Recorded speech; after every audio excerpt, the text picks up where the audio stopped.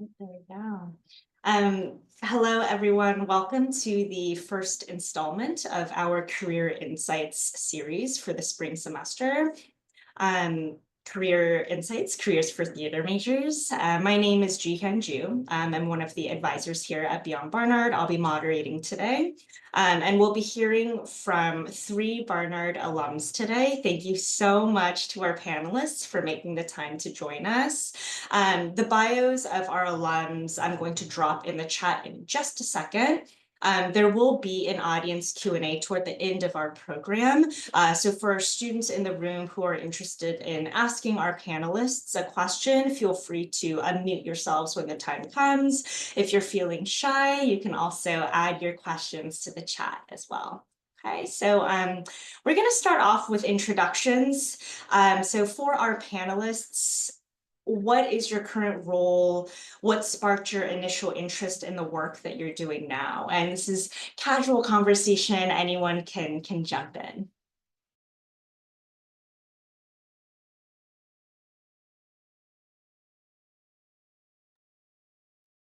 I can start. Do you guys hear me? Hi, everybody. I'm Alessandra. I am an 08 graduate of Barnard. And what year did I go to get my MFA? I think it was 2013 that I got my MFA at the School of the Arts in theater. I am currently a producer at CNBC, the business news network, and I work on mostly event production. So producing live news events. So anything from a massive conference for C-suite executives to sort of smaller curated dinners. So I definitely had a circuitous path from my sort of roots as a theater and English student at Barnard to where I am now.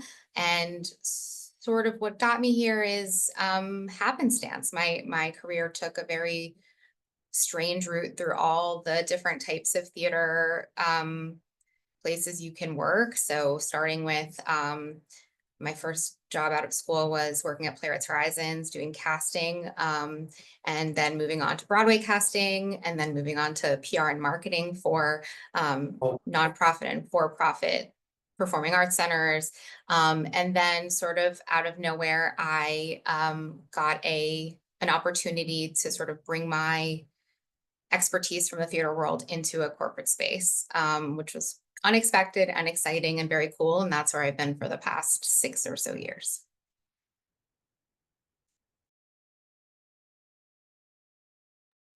I can go. My name is Waverly. I use she, her pronouns. I graduated in 2017 from Barnard, and I was a theater major with a concentration in directing, which I did as a very academic, liberal arts-based experience on purpose, sort of knowing that I might not want to be an artist in the real world because it's the most admirable thing to do, but it's an incredible sacrifice and very hard. I had a couple admin roles in college and during internships at really small theater companies. And when I graduated, I actually worked in the Barnard admissions office as the assistant to the vice president. So I learned some great assistant and office manager skills there. Loved working with the families and meeting people and presenting about Barnard to folks, but knew that my heart was maybe back in theater or back in the sort of arts not-for-profit world. And leveraged my experience as an assistant at Barnard as an executive assistant to become the executive assistant at New York Theater Workshop. So I started at the workshop 5.5 years ago as the executive assistant shared between the artistic director and the managing director. And I did that role for 3 years here. I'm in my boss's office, who's not here right now. And then I got promoted into a new role for the company that we're calling the chief of staff. So I've been doing that for 2.5 years now. I work in project management for the organization, running executive searches that we've had to do, running a strategic plan, building other projects that are small or large, and supporting my 2 bosses who are co-equals and run the company with their vision for the future, with things that they're interested in doing. I also work very closely with our board. So do a lot of different things for them. That's sort of changed over the years of exactly how it all functions, but I'm sort of the main board person on the development team. And then I also do sort of all staff initiatives, senior staff initiatives, that kind of thing. So it's not chief of staff in terms of like an HR based role or that I'm the number two to my bosses, but it's sort of being a person on staff who can carry things forward and build out projects. And I'm sort of like a little pocket knife for the organization too. I can do a lot of different things. I can like fill in where people need me because I'm building on 3 years of experience as the executive assistant, which I can talk a lot about, like why I think being an assistant is really good training for future roles and really incredible skills that you can leverage for everything. It's sometimes harder to find your path after doing it, which I found, but I got really lucky here and was super motivated to find a role and was, very lucky to have my boss help me find a role that threaded together all of my experience and my interest in supporting incredible leaders fulfill their missions, their voice, their vision for the company. That's what I felt like I was doing as the executive assistant when I was building really thoughtful, complicated schedules. And now it's certainly what I'm doing in terms of building the strategy for the future of the workshop as we're working in a field that is like contracting in a pretty scary way right now.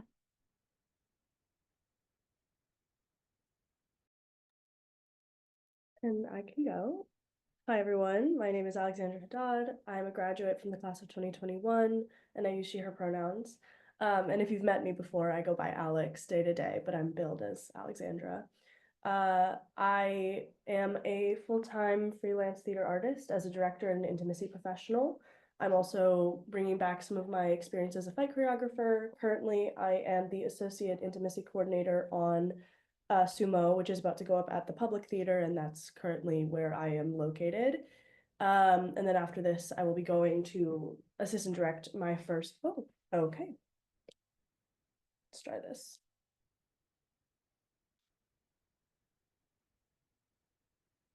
Hi, can everyone hear me now? Okay, great. It was the AirPods. Thank you. Okay.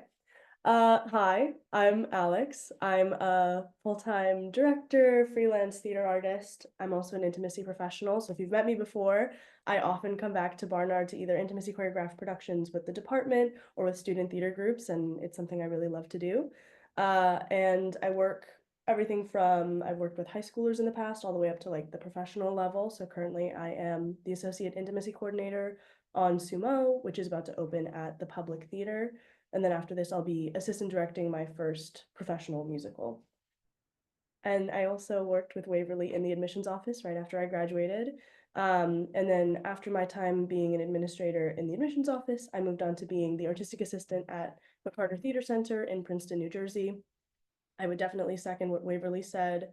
Arts administration is extremely helpful, not only as a career path, but also to inform what it takes to make this work happen. The amount of labor that goes in from all sides to support a theatrical production, or even a production in the screen world. I also have a little bit of experience with that. So to what Alessandra said as well, I have some experience intimacy coordinating, and I'm familiar. There's just so much administrative support that goes into making the entertainment and performance art world possible. And I would recommend gaining those skills, regardless of what your future trajectory may be. Thank you all so much. I'm hearing you all talking about a really important point that we often like to speak with students about here at BU Barnard within an advising capacity, which is you're allowing yourself the flexibility within your career path. And it sounds like all of you guys focused very much on what skill sets you guys were gaining and building along the way. Thank you so much for that. You touched on this briefly, each of you touched on this quite briefly, but I'd love to know what does your day-to-day work look like? And again, anyone can jump in.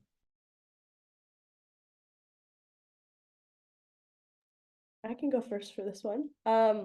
It's a little difficult because as a freelance person, my day-to-day can look extremely different depending on whether I'm actively in production for a project, I'm like in pre-production for projects, if I'm working multiple jobs, which is often what's happening.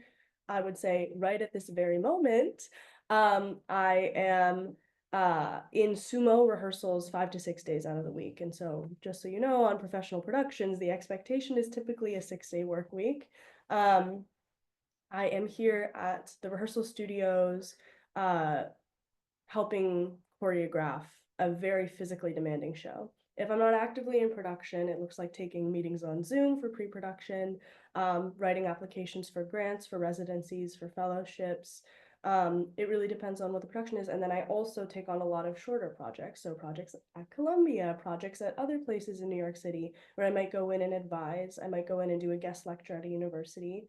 And then there's a lot of administrative work just to support my own career. So the skills that I built as an administrator supporting other institutions, those skills also are extremely valuable to supporting my own work because I am not attached to an institution. And so that work all has to come from me myself.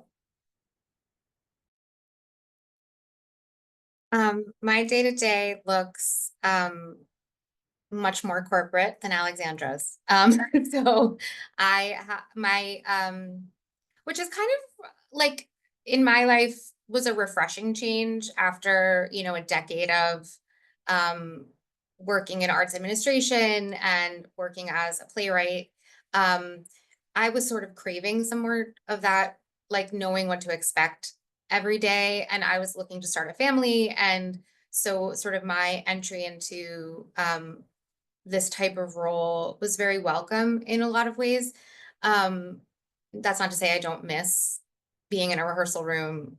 And I was actually with a colleague from my MFA class last night, and we were both of us found our way into these like corporate event planning roles. And we were both like, wouldn't it be nice to be in a rehearsal room again?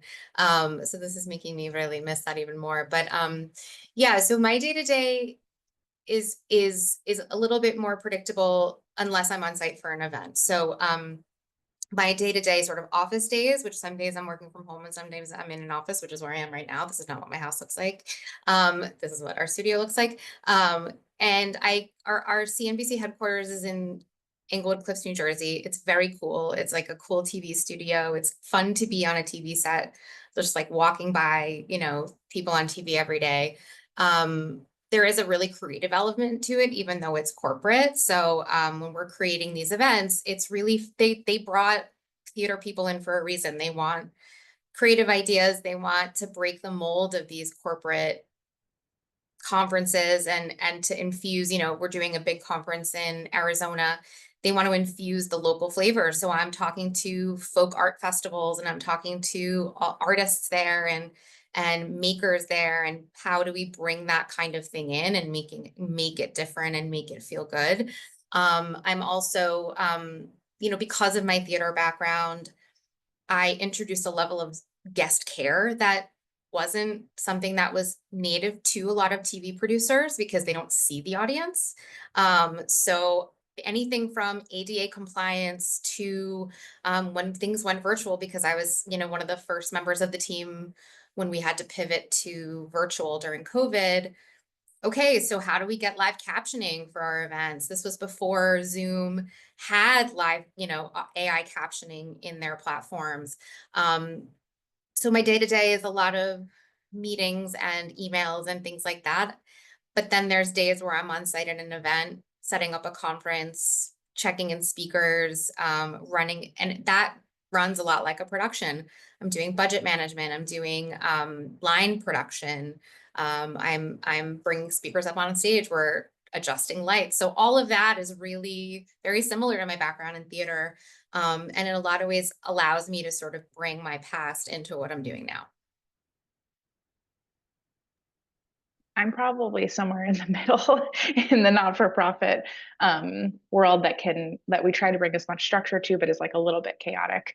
I sort of feel like a little all over the place and doing a lot of different things every day. And the way my job is structured, I always have sort of a big project I'm working on for the company. Right now, that's moving forward and planning out and strategizing around the onboarding for our new managing director who started part-time on Monday and is starting full-time in March. So working with her, working with colleagues to make sure that we're teaching her everything that she needs to learn and she knows she has what she needs to succeed, and can ask for what she needs to succeed, and planning all the meetings for her to meet a million wonderful people who are eager to meet her. But on a day like today, I had our senior staff meeting for a couple hours this morning. I'm working on the gala speeches for my two bosses, which our gala is on Monday. and drafting those. I will send a bunch of emails to the board today to invite them to sign up to come to our new residency that we're starting in the vineyard this summer. So it's like a little all over the place day to day, but there's usually a big project that grounds it. And my work shifts when I'm in like board meeting mode. A big part of my job is planning and executing our annual board meetings, as well as I cover and internally manage and coordinate our governance and EDI committee, as well as our nominating committee. Nominating meets monthly, governance meets quarterly. So working with the overall strategy of EDI for the board and electing the new president or shifting around our governance structure, those sort of big projects with them, but also nominating new people to the board, onboarding all the new trustees. And when I'm leading up to a board meeting, my life becomes, what are we going to do at the board meeting? Who's coming? Which special guests are coming? Setting up all the spaces. I'm sort of have to be a one-person show with some wonderful support from folks, but moving all those pieces forward to build agendas and that sort of thing.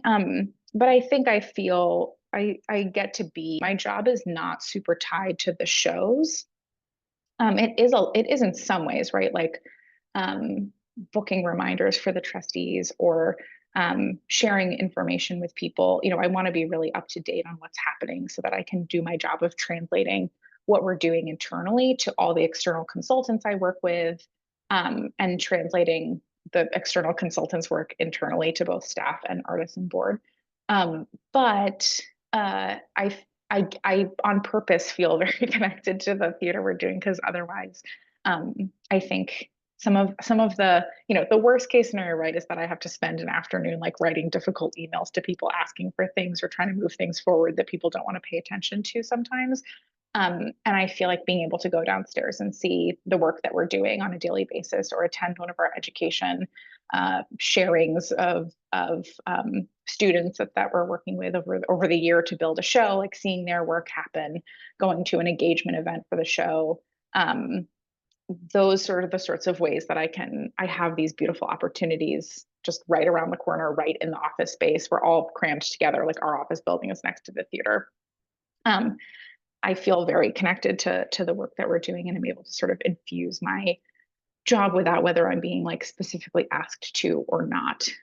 So it's a pretty beautiful marriage of the daily artistic and engagement and education work that's happening that my colleagues are pushing forward, and then the the strategy, the emails, the planning that I'm doing back here.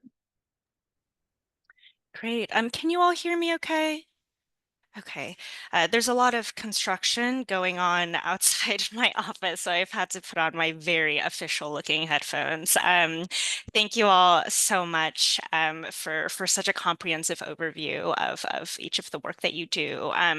So this is a two-part question, and one that sort of these questions pop up quite frequently within advising sessions as well, but thinking on your career trajectory thus far, what opportunities have you found to be most valuable for you in getting involved in your current field? This could be sort of past internships, any jobs that you've had along the way, even events that you might have attended during your time at Barnard or post Barnard. And the second part of the question, just thinking on the importance of networking in any field or industry, particularly in this world that you guys are in. How did you build your community? What are some strategies that you would want to share with our students?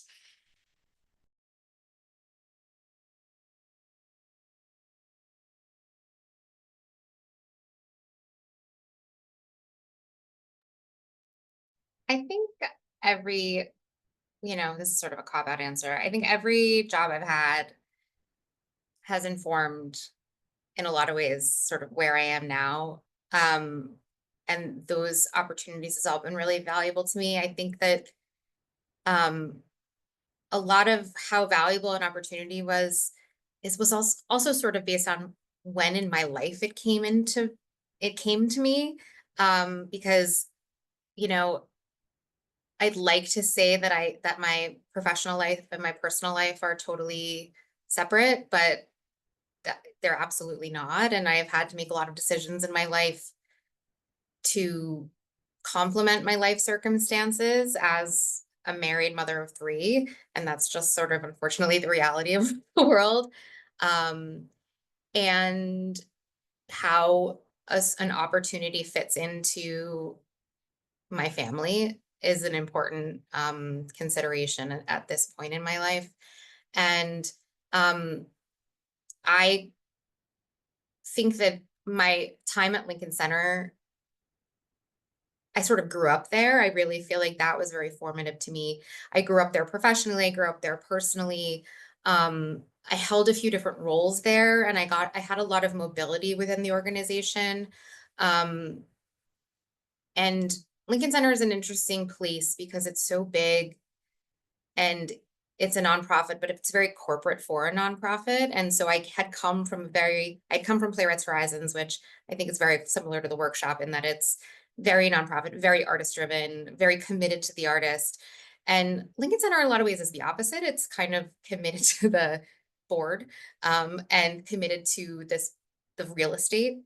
And it's committed to like being a landmark more than anything. They do great work, but it runs at a much bigger level, sort of financially, and they have a lot more financial obligations because of where they sit in the city. So I learned a lot there about how to work, how to communicate, how to make colleagues, and that was sort of where I transitioned from. At the time, I was working there concurrently with finishing my MFA in playwriting. So I was sort of learning, being an artist and being an arts administrator it's a different muscle. I think in the corporate world, and I will put Lincoln Center into that bucket, your feelings of how you will feel something as an artist are very different than how you need to feel about something as an administrator. And navigating communication styles and navigating how you build relationships in a work setting. Those are different things that you have to learn over time. I will also say it was where I had my first 2 kids. So also navigating how to become a working mother all happened in my time there. So for me, that was sort of, I look back on, I grew up there. And networking, I will also say, is something that happens not just in your professional life. I think there are people you really connect to that you collect. I think there are mentors that you will have along the way that you'll reach out to. And then there are people who you feel like maybe you didn't have the best working relationship with in one role, but then you'll call on them 5 years later, and then that's when your sort of professional connection really starts. I mean, I've circled back to people over the years, and it's been a really funny thing, when we're looking for locations to do a shoot or locations to do an event, I'm calling my friends back at Lincoln Center saying, hey, could we come there? And that's always really fun. But I will say the way that I got my job at CNBC was my kids' friend's dad called me and was like, hey, they're starting an events business here at CNBC. They're looking for live event people who have this experience. Do you want to come have a meeting? So I think networking can happen from any walk of your life. And I think it's really important to be open. I think it's really important to be honest, both professionally and personally, about who you are, what are your goals, what are you looking for, and to be honest with yourself. If your goals change, if your life circumstances change, and you're like, okay, well, this is good for this moment, and who am I now, and what am I looking for in the next moment? I think being really transparent with your full, your everybody you come into contact to, but also yourself, as to sort of get those checks, and so it can come from anywhere.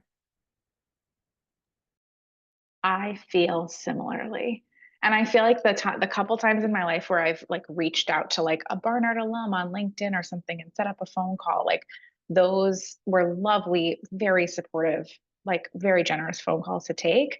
But the actual, like they've never like led to, people are so busy, and those have never, and I've done that for a couple Barnard folks too. And like it's never led to like the deeper mentor relationships. I think those come up naturally in your life and through your work. I think, I when I was trying to leave Barnard Admissions, I didn't have any connections in the theater world that I could really like call upon. I had done these internships in college at tiny, tiny theater companies. And I think throughout my career, I've tried to think about like what types of work do I like to do and what is the purpose behind the work that I'm doing? Because a lot of the work that I'm doing now and have done in the past is actually not super tied to theater and the business of theater. Like if I went and worked in development in another office, I would have to learn a lot about like what does the fundraising model look like without a ticketing structure, where you're offering folks tickets in exchange for their larger donation and other services. But all that said, right, like a lot of the stuff I'm doing, I could apply to another not-for-profit. So I'm thinking a lot about the types of work that I like doing and then the why behind it. And I learned at those tiny theater companies that like that is really, really hard work for one person to be marketing and fundraising and producing. And then the other person, like that's really hard. Whereas here, right, we're very small, but we have a department to dedicate to each of those project areas. So I learned that through the internships, but and I met with both of those, the couple of people I worked for to sort of say, but they're so small that they didn't really have like a way in. And I applied for the job that I got at New York Theater Workshop cold. And I think like part of what Alessandra was saying is really resonates with me of in the not-for-profit world, it's really hard to know how to navigate it. And I remember before Beyond Barnard was created, because Beyond Barnard was created the year after I left when President Bylock came in. And when I was meeting with the very talented, wonderful folks at Beyond Barnard when I was a student, a couple of them would like look at my resume and cover letter and sort of treat me like I was applying for like a finance internship or something like that. Which is a really specific kind of structure and way of networking and way of putting yourself out into the world. And now I've had wonderful meetings with the Beyond Barnard folks who can sort of like have circled up as a team to be able to support lots of different career trajectories. But I've found that it's really hard to, especially like as the people pleaser that I am, right? I have friends in my life and my parents and different things being like, you should go in there and ask for a raise. And it's like, you could, but and nobody would like be mad at me for doing that. But the way I got this like ultimately sort of significant promotion and job created for me at the workshop was by like hustling for 3 years as an executive assistant. And I'm still like, I think I'm just now making the amount of money I was making when I was working in Barnard Admissions as the assistant. So I just want to be honest about like, I really prefer, I should try out other environments, but I know that like this vibe and this working environment of a not-for-profit is something that I really thrive in and love the community behind it. But it comes within a number of struggles, especially at one this small and this connected to like our passion and our hobby and trying to support the artists over anything having to do with ourselves. It's meant that I've had to really like be very strategic, really hustle, really keep my head down and do very good work and really like read the room, right? Like a big part of my job now and my job prior and the way that I was successful in each of my roles is like by reading this group of trustees and being like, that person wants to be communicated with in this way, that person wants to be communicated with in this way. And the same is true for my bosses. And I think that's what sort of led me. I worked really hard and I ran a couple of projects that I was able to say in year 3 of being the assistant, okay, I've got the basics of keeping you to afloat, your schedule's afloat down. I'd really like to, take on these projects. And then I had the sort of capital to do it. But it's an environment where there's not always the formal structures of like you have an annual review and there's a number of people who are up for raises and then you get a raise. Like you don't often have those tools. And so to navigate that has been worked for me really well, but is not a totally easy thing to do. But I think, yeah, I think that's all I wanted to say. Something I would totally just repeat from what Alessandra and Waverly both said is like this like curiosity and openness to like opportunities and connections when they happen. And like speaking as someone who has met with a lot of current students and is very close to the stage of life that current students are in, the piece of advice that I would give is in terms of like networking, I think being in an artistic field, there is such a sense of anxiety about booking things and finding the next project. And of course, I completely understand that. But when it comes to networking, it's actually less important to present yourself or your credentials or what you can offer, but to present curiosity and openness to the other person or people that you're meeting with, the institution that you're meeting with. So I've had a number of opportunities that have been incredibly formative to my like early career. I've booked a couple of like fellowships that are like really meaningful to me, and I got to connect with really advanced directors. But and actually I recently got to participate in a directing masterclass with Kenny Leon, who is a very well-known director who's currently directing Othello, which is about to go up on Broadway. He directed Our Town, which is also current or maybe just closed. And of course, like, you know, I'm extremely nervous about this networking opportunity, but you have to keep in mind when you're meeting with people, whether they're people like me or whether they're people like Kenny Leon or Waverly or whoever you're meeting with, it's not about you. It's about this other person and the opportunity to learn from them. And so as an artist, whether it's a networking thing, whether it's connecting with a friend, whether it's reading a book, seeing a show, the priority is what can you take from this? What can you learn from this? Remaining curious and open, and then the opportunities will come. You will have the opportunity to share yourself as well.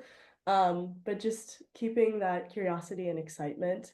And so in the opportunities that have been really valuable to me, there have been the fellowships, but also the administrative work. The things that I've learned about being an artist and how to make art from my administrative track, from even being in the Barnard admissions office. Those things have given me so many valuable skills and things to say in my work. And in terms of networking, the other thing that I heard a lot and didn't understand, but now I think I'm starting to understand, is your sort of peer-to-peer networking is so essential, meaning the people that you're in school with right now, the people you're making work with, those relationships are critical.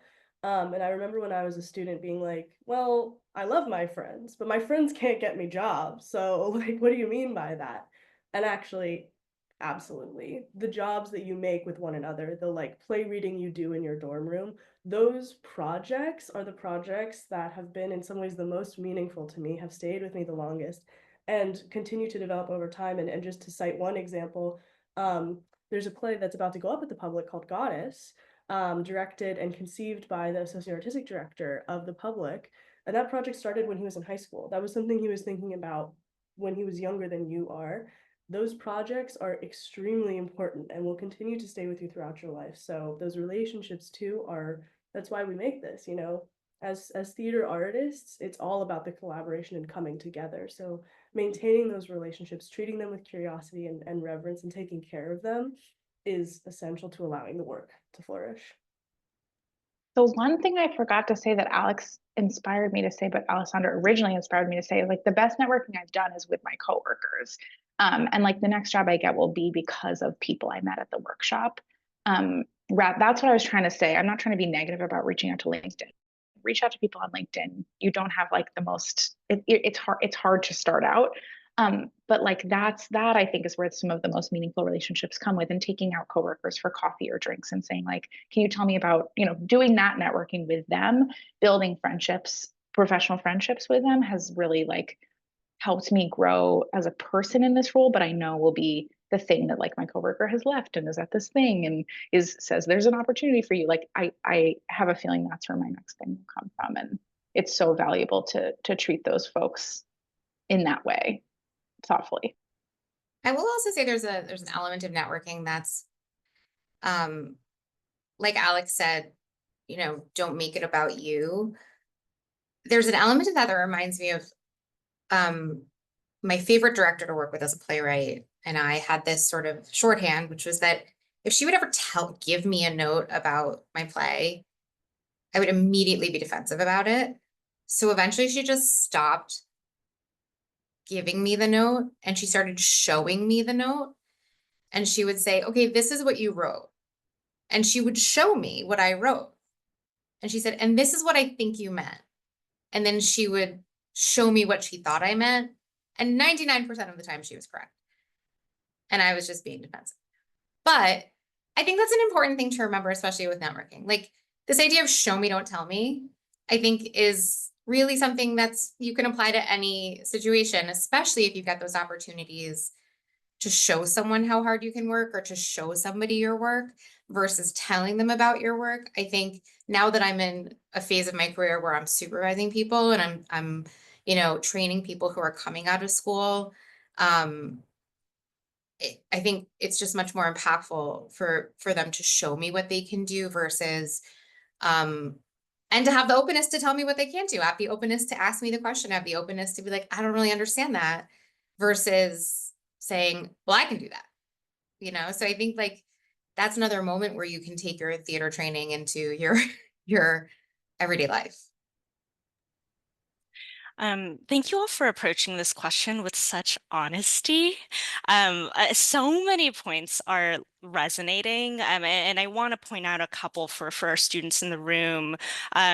It sounds like, the balance of being an artist and navigating an administrative setting and role in the arts is very complex, and certainly one that can change the way that the artist self views the administrative side of this industry and vice versa. But it sounds like maintaining your integrity and your values, and also curiosity. Alexandra, I love that question that you posed of like, what can you take from this experience? It has been important for you all, along with several points that Waverly made about being really strategic and open about how you're approaching your career path. Thank you for touching on those points. We're at our final panel-led question, and then we're going to open up the floor to our students. So for our students in the room, you guys can start dropping questions into the chat or just prepare to unmute yourselves. For our panelists, what advice would you give to students who are interested in pursuing a career in theater or the arts more broadly, but are unsure of where to start?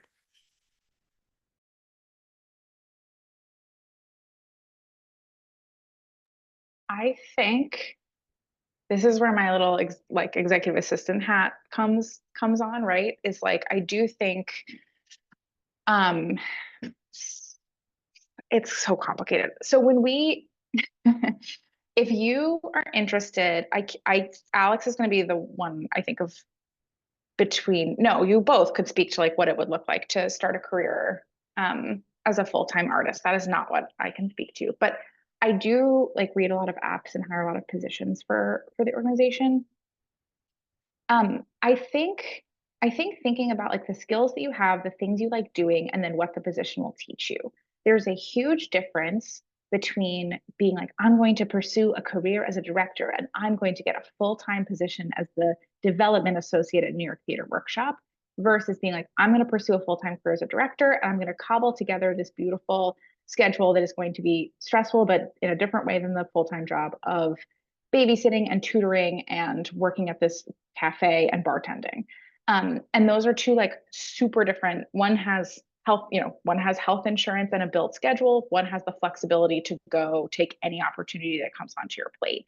I think like if you take an admin path, whether you want to do that as your full career, or you're taking a position to learn how the theater works more or better, and then spending your time like trying to ultimately build toward being an artist. I think being really intentional about which positions will teach you what, and then being intentional with the organization about why you really want the position, but also being thoughtful about how you're sharing yourself with them. AKA, like if I read an app from a person who's like, it's sometimes very clear if somebody wants to be a full-time artist and they're taking this job to pay the bills. And while I love that so much, the job market is so competitive right now that that's not going to differentiate you. And it's going to be something that we look at and say like, we're a little worried that this person is going to like come and then quit within 6 months. And like, that's not the best idea for us. So I think the folks who are articulating to me in their cover letters, like why they're passionate about theater and how their work as an artist will inform some of their work is really helpful, right? The person I hired to work with me on the board and with my coworker on institutional giving, on grant writing, was very intentional to saying to us coming out of an MFA, like, I am a great writer. I have done this work, revising my work on a professional level and taking notes from people and being really thoughtful about how I write and who I am as a writer. And I will be good at writing these parts of your grants for you. That's that, and like, look how much she's learned about how many foundations are out there and what are the smaller foundations that she could apply to as a playwright, and. So I think it's about, for me, from my role here, it's about your way in. And I will pitch the executive assistant roles as something that is really, I mean, there are jobs out there at some of the bigger like media TV companies that are paying like $80,000 to $100,000 for you to be like a very talented executive assistant. That's like at a higher level. But it was really useful to me to work with those personalities. You're at the center of every organization. You're learning how every department works, whether you're at a corporate or not for profit or somewhere in between. And that goes so far in building your career, is having those like deep admin skills. Everyone wants a talented, detail-oriented scheduler. In what like, that is so useful, I think, across so many positions in the world. And at the center of the organization, you can learn that, like, oh, the marketing department, I see everything they're doing. I'm sitting in on so many of their calls. I can sit in on a couple of their meetings. That's what I want to do. It's a really useful way into the world, I think, to any world.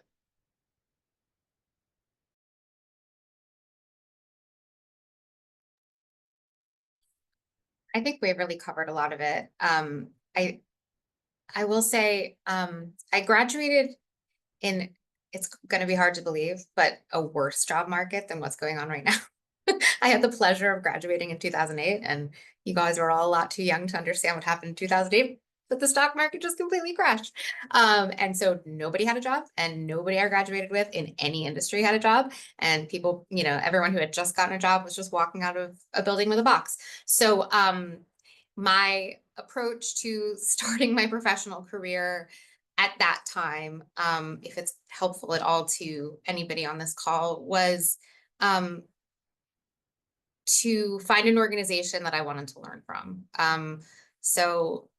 I was less worried about what the role was, as long as it was an organization where I felt like I could have some growth, and that there would be opportunities for me in the future. And the beauty of the point of the careers that you will be at when you graduate is you don't have to pigeonhole yourself. You don't have to limit yourself. You don't have to say, well, I am this, because what if you're this, but also that? And what if this unlocks something for you that you find really interesting or want to learn more about or pivot towards? So again, this idea of openness, of like, well, what can I learn from Playwrights Horizons, or what could I learn from Lincoln Center, or what could I learn from this amazing artist who is offering me an apprenticeship, hopefully paid.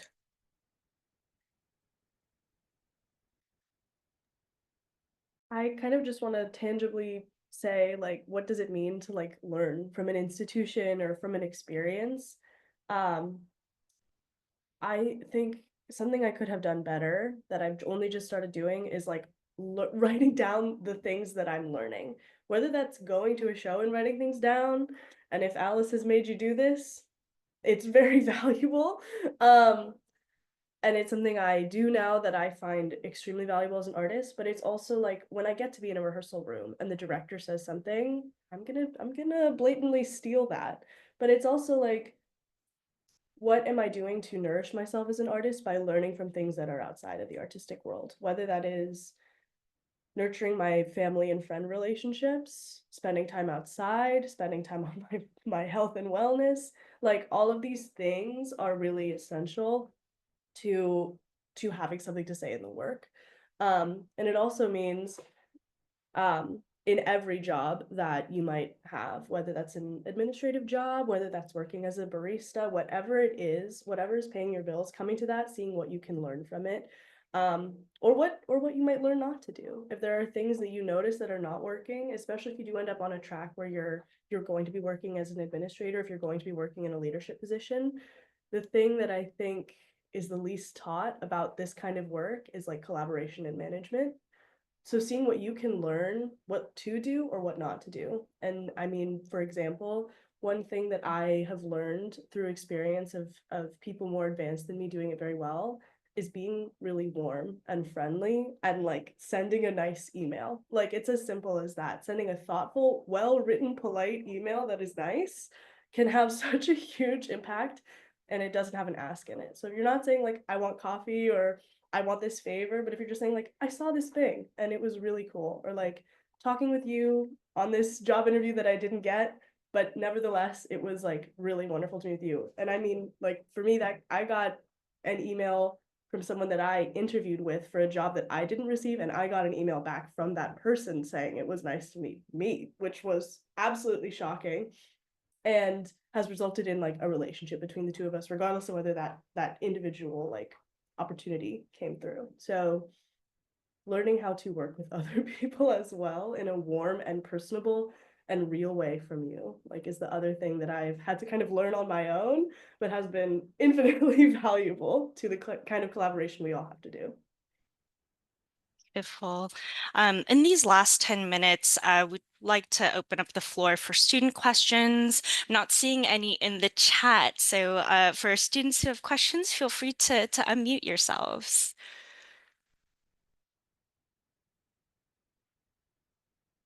And again, if you're feeling shy, the chat is always available.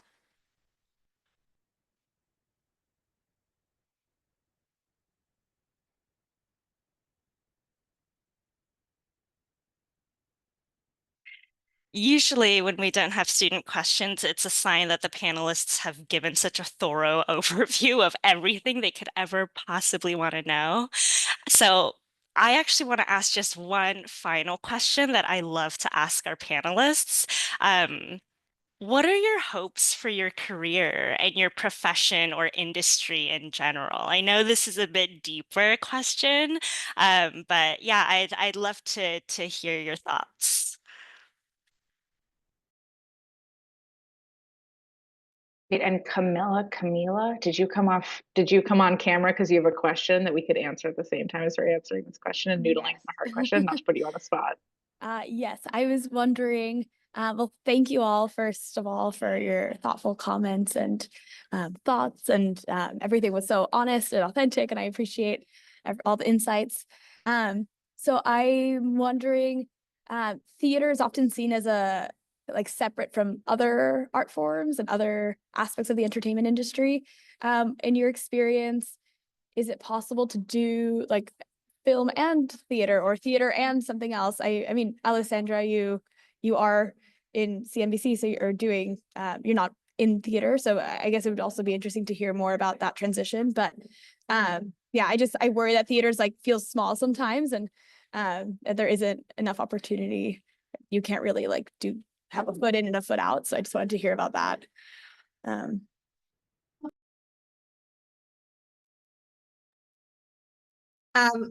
would say I work in TV news, so I'm a little bit separated from that world. From a media landscape perspective, and sort of what I hear around the industry, because NBC Universal is going through a bit of a transition also. And it's just sort of what I've observed is that as things move towards streaming, I think that there are more opportunities because, and again, this idea of networking, right? Like I see a lot of people that I used to cast at Playwrights Horizons or in Chicago on Broadway, be in each other's streaming shows, right? So like actors that I would see come up in the nonprofit theater world, more and more, you'll be like, oh, that's that person that I cast in that show. I mean, if you watch Succession, like look at Succession and count, in addition to Jeremy Strong, how many other New York theater people were on that show? So you sort of start to see the dominoes fall. Like you'll be like, oh, that's that person I recognize from that show. And then you'll be like, wait, that's another New York person. That's another New York person. And that's another New York person. So I think that's where this idea of networking comes in, right? Because you sort of collect people, and especially in the New York scene, I think that as a lot of writers move over to streaming, and there are so many more opportunities because of that, they're pulling in more theater people. So I do think those opportunities exist. And I think because there is a lot more production out there because of streaming, that there are a lot of opportunities. Thank you. My wish for the future of theater is sort of like answers your question a little bit, but yeah, like admin flipping between theater and TV film, I think a story like Alessandra's is where I've seen it crop up, where there's like an events in, or there's some specific skill within that the world, or a beautiful conglomerate of skills that like leads you into sort of being poached. But I'll try to think more about that as I talk. But I think like one of my wishes for theater, right, and exactly what Alessandra is saying, you can track too with like writers and directors. If you have a big hit, even off Broadway, you'll see them immediately start writing. If a player has a big hit off Broadway, you'll see them immediately start writing on a TV staff. And like if you look at like A League of Their Own, that's my favorite example. The creator, like one of the showrunner of that show, is one of our board members, and that whole writers' room, rest in peace to that show, but the whole writers' room for that first season is like Emil Weinstein, whose play we're doing after the current play we're doing at the workshop, and Finiso Udafia, who's like, we've done her incredible breadth of work. So it's all these like really talented writers who Hollywood totally like poached from the theater, which the positive is like they're making a lot more money, and then it allows them to have the career flexibility to like come back into the theater and really do the work that they want to do. The hard part is like we invest a lot of time and energy into folks here, and then we're like, no, come back to us. And I think like we're not seeing the like the theater world, especially the off-Broadway not-for-profit world, is not seeing the profits that the TV film world is making from carrying some of these artists and actors' careers. Like, and I want them to make all the money. That is not what I'm saying. But like I want it to be more of a reciprocal relationship. So like my wish for the future is that we can all find ways to collaborate more thoughtfully with the TV and film world to sort of share resource better and sort of reallocate resource in maybe a way, or create partnerships. And I don't know what this looks like, but I'm speaking from the not the POV, but like from the soapbox of my former artistic director and my current artistic director, who's sort of like, but can't we participate in the things that you're doing when like it's some of the same ideas and some of the same folks? And then like the same is true for the government. Like I think, my like big dream for the future is that the arts are subsidized by the government. And that we're not doing this like scrappy fundraising that we have to, this creative backbending fundraising that we're forced to do in this moment, that the government and can say like, we are investing in the arts as something that is essential to human life. And it's just, that is like a dream that is slowly dying, or quickly dying. But that would be an incredible thing to happen, and would change all of our lives and create a lot of stability that does not exist currently. That's so interesting. I mean, it makes me think also of like nonprofits doing like commercial enhancements with commercial producers, like for productions. Oh my God. So like Gatsby now, like Paper Mill's making money from their run on Broadway. Yeah. And so they found a way to stay like financially involved. But that's an interesting point, that for theater, like theater people or projects that then go to film, like how to keep the initial nonprofits involved is an interesting challenge that hasn't really been addressed. Yeah. And we don't have a right to those artists' work or anything at all. Of course. Sometimes they're like, I can't wait to be in TV. And sometimes they're like, I wish I were still working in theater, but I got to take the TV money. And like, how do we think about that? And I think that, the commercial enhancement is like a 20-minute conversation of like, the model has changed from individual fundraising to commercial enhancement, and sort of a exciting and, innovative, but sometimes frightening way of like, so many projects now have that attached. And the dream is that you can find really thoughtful, like values-driven partners, and that it's not like everything has to be commercially viable for Broadway, because that's not the work that we want to be. A different mission, yeah. Yeah, exactly. And it is like, we always want the work to be seen by everybody. Of course. But it's like a dream that something goes to Broadway rather than the expectation. Understood. Thank you. I want to be respectful of our panelists' time. So in this final minute, Alexandra, did you want to add to what's already been said in response to Camilla's question?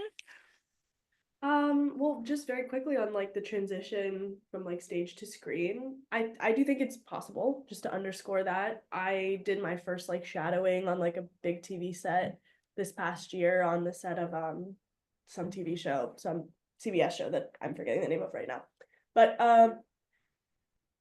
in terms of personally, or like to respond to both of your questions, like where I hope to see things go and where I hope to see myself go is like to like make sustainable work and like make work that makes work possible. So like working on projects that continue to run, just to sort of hint to like some of the things that have happened in the industry, like some big commercial shows have like shut down really fast, and like that is a sign that like some things are not going great in that direction, and then there are other shows that are like doing very well. So like seeing shows like maybe happy ending these like big commercial projects that like also have casts that are like all like POC, those are like really exciting for me as like an artist of color, and sort of the trajectory of the work that I'm currently making and like hope to continue to make is like work that makes work possible, and like work that makes like paths possible for like artists like myself, and for, you know, up and coming women and gender minorities and artists of color.